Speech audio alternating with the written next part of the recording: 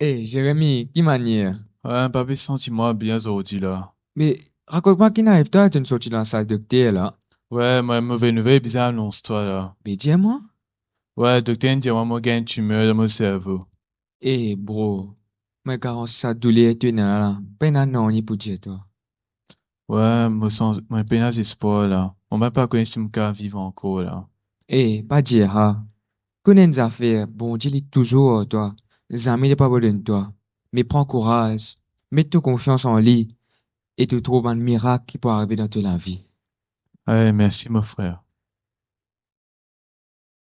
Ça, c'était juste un rôle qui moi avec mon frère Esaïe in faire. Parce qu'il y a aujourd'hui dans Get ça, le beaucoup sur le thème face à la maladie.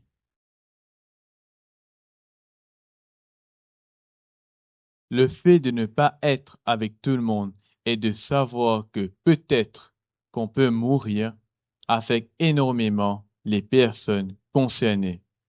Cela est une grande source de tristesse et de découragement. L'avenir est sans espoir.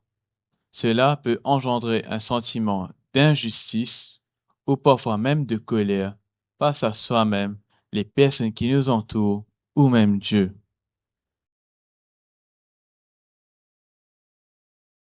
Il y a plusieurs types de maladies que l'on retrouve de nos jours. Par exemple, des maladies dans le cœur, le cerveau, les organes, les jointures de nos corps, ou même des maladies qui viennent à travers de mauvaises décisions, comme les maladies transmissibles par le sexe, comme le VIH-Sida et le gonorrhée. Vivre avec une maladie est très difficile.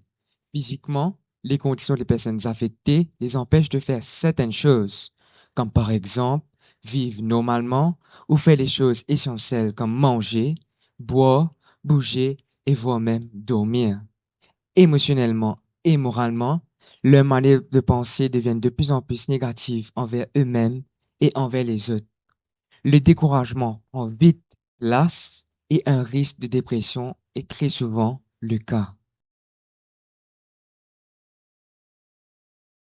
Il est important de partager ses émotions, ses peurs et ses tristesses à des personnes dignes de confiance comme les soignants ou les spécialistes, ou même aussi tes proches et tes amis qui te comprendront et nous soutiendront.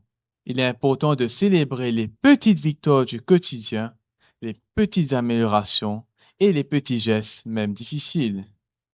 Et malgré les épreuves de la maladie, nous devons le surmonter avec Dieu, car il te donne le courage et il n'a pas trop la main courte pour te sauver, ni les oreilles trop sourdes pour venir à ton secours.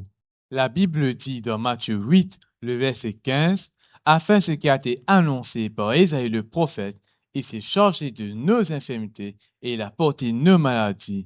Par ses meurtrissures, nous sommes guéris. Il a porté tes maladies sur la croix afin que tu sois sauvé. Par la puissance du Christ, la maladie ne peut te toucher. Prends autorité sur ton infirmité. Alors, tourne-toi vers Dieu, car il est le Dieu d'amour, d'espoir et celui qui donne la vie éternelle. Comme il te l'a dit dans Apocalypse 12, verset 4 et Jean 11, le verset 25. Pour moi, la maladie est une expérience très difficile que nous avons vécue avec ma famille.